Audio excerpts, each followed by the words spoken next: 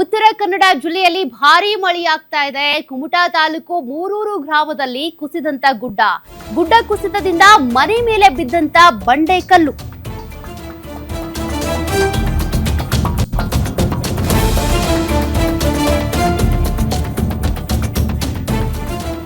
ಗುಡ್ಡ ಕುಸಿತದಿಂದಾಗಿ ಮನೆ ಮೇಲೆ ಬಂಡೆಕಲ್ಲು ಬಿದ್ದುಬಿಟ್ಟಿದೆ. ರಾಮಚಂದ್ರ ಪಿ ಭಟ್ ಅವರ ಮನೆ ಗೋಡೆಗೆ ಹಾನಿಯಾಗಿದೆ. ಅದೃಷ್ಟವಶಾತ್ ಯಾವುದೇ ಪ್ರಾಣಾಪಾಯ ಆಗಿಲ್ಲ. ಸ್ಥಳಕ್ಕೆ ಭೇಟಿ ನೀಡಿ ಪರಿಶೀಲನೆ ಮಾಡಿದ್ದಾರೆ ಅಧಿಕಾರಿಗಳು.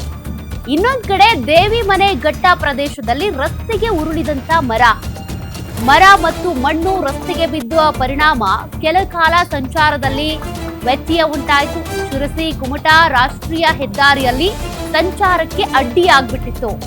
ಮರ ಮತ್ತು ಮಣ್ಣು ತೆರವುಗೊಳಿಸಿದಂತ ಹೆದ್ದಾರಿ ಪ್ರಾಧಿಕಾರದ ಸಿಬ್ಬಂದಿ ಕಳೆದ ವರ್ಷನೂ ಕೂಡ ಇದೇ ಭಾಗದಲ್ಲಿ ಗುಡ್ಡ ಕುಸಿತ ಆಗಿತ್ತು. ವಾಹನ ಸವಾರರು ಎಚ್ಚರಿಕೆಯಿಂದ ಪ್ರಯಾಣಿಸಬೇಕು ಅಂತ ಜಿಲ್ಲಾಡಳಿತ ಸೂಚನೆ ಕೊಟ್ಟಿದೆ. ಮಳೆ ಆಯಿತು ಅಂದ್ರೆ ಈ ಭಾಗದಲ್ಲಿ ಪ್ರತಿ ವರ್ಷವೂ ಕೂಡ ಗುಡ್ಡ ಕುಸಿತ ಆಗುತ್ತೆ. ಇದರಿಂದ ಅಲ್ಲಿರುವಂತ ಮನೆಗಳಿಗೆ, ರಸ್ತೆಗಳಿಗೆ ಹಾನಿ ಆಗೋದು ಕಾಮನ್ ಆಗ್ಬಿಟ್ಟಿದೆ.